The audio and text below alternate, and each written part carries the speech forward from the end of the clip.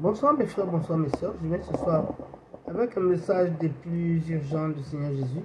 Il m'a dit de vous dire que dans ce monde-là, alors que le retour de Christ est imminent dans ces derniers jours, la Bible dit très clairement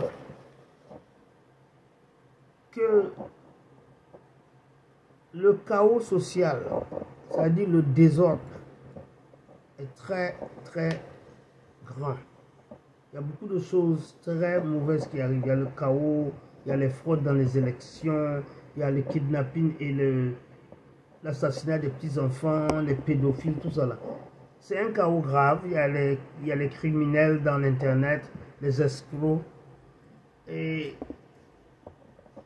le chaos, les hommes méchants, les imposteurs, les criminels vont aller de mal en pire, vont devenir de plus en plus mauvais, de plus en plus dangereux. Voilà. Et ils vont décevoir et être déçus. Vous savez pourquoi ils sont déçus? Le problème avec les hommes mauvais, les gens mauvais, c'est parce qu'ils pensent que le mal, là, quand tu fais du mal, il n'y a pas de punition. Tu vois, non? Ils pensent qu'ils peuvent faire du mal librement et qu'il n'y aura pas de conséquences. Voilà le problème. Ils ne savent pas qu'il y a un karma et que tout se paye ici-bas. S'ils savaient ça, ils n'allaient pas faire ce qu'ils font, mais ils ne savent pas ça. C'est pour ça que quand tu vas en enfer, les gens ne font que pleurer et regretter. Pleurer et regretter. Tous ceux qui ont visité l'enfer te disent ça.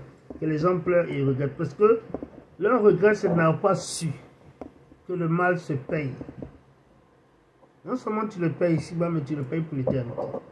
Parce qu'il y a une justice que tu ne peux pas corrompre cette justice divine. On ne peut pas éteindre les yeux des anges qui voient tout. Donc les gens sont en train de décevoir et d'être déçus parce qu'il y a beaucoup de pays où il n'y a pas les droits humains. Où tu peux faire ce que tu veux, tuer et ressortir, donner de l'argent et ressortir le lendemain. Donc ils sont déçus parce qu'ils pensent qu'il n'y a pas de conséquences. Alors que ce n'est pas vrai. Dans Timothée 2, chapitre 3, verset 13, nous dit que les gens sont de plus en plus mauvais et ils sont déçus et ils déçoivent. Ils sont déçus et ils déçoivent. Voilà ce que le chapitre dit. Et ils sont de plus en plus mauvais, surtout autour du retour de Christ. Voilà. Donc, c'est comme ça que ça doit être. La Bible a déjà tout prédit. Les hommes doivent devenir de plus en plus mauvais. Il doit y avoir le chaos. Tout ce qu'on voit dans les nouvelles, c'est déjà dans la Bible. La Bible dit que c'est comme ça que ça doit être. Ça doit arriver. Ces choses doivent arriver avant le retour de Jésus. Je vous dis ça pour que vous ne soyez pas déçus, que vous ne posez pas trop de questions. Pourquoi? Ce sont des signes de la fin. C'est parce que l'homme doit être de plus en plus mauvais. Et puis, il y a un jugement final. Ne pensez pas qu'il est mauvais et puis il s'en va maintenant, il va jouir de ça et ça. Non. Il y a une punition éternelle. Et il y a des punitions sur la terre que tu peux voir. Les gens sont mauvais. Donc, Jésus m'a dit de vous encourager. Il ne faut pas que vous soyez découragés. Quand vous voyez tout le mal sur la terre, ne vous découragez pas. Voilà mon message. Maintenant, s'il y a quelqu'un qui n'est pas Jésus, je vais avoir le privilège de vous réunir avec lui. Veuillez s'il vous plaît répéter après moi. Dis Seigneur Jésus, viens dans ma vie, deviens mon sauveur, mon Seigneur personnel. Seigneur Jésus, merci pour mon nom qui est maintenant écrit dans le livre de la vie. Merci Seigneur pour mes péchés qui me sont pardonnés. Merci Seigneur Jésus, parce que tu me donnes le pouvoir d'être saint. Car tu es un Dieu saint et rien d'impur ne rentrera dans les portes du paradis. Merci aussi Seigneur,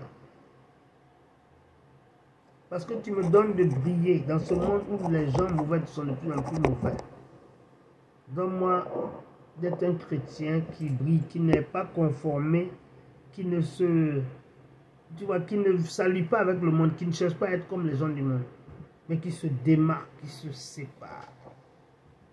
Un chrétien qui est différent du monde et qui brille comme un diamant dans la nuit. Merci Seigneur Jésus pour tout ce que tu vas faire pour moi et à travers moi, parce que j'ai prié, que j'ai cru au nom de Jésus-Christ de Nazareth. Amen. Si tu as fait cette prière, Bienvenue dans la famille glorieuse, victorieuse de Jésus-Christ. Alors, mes bien-aimés, je vous aime et je vous embrasse. Mais n'oubliez pas que celui qui vous aime le plus, c'est Jésus. C'est lui seul qui est mort pour le péché. Alors, mes bien-aimés, je vous embrasse. Et je vous aime et je vous félicite.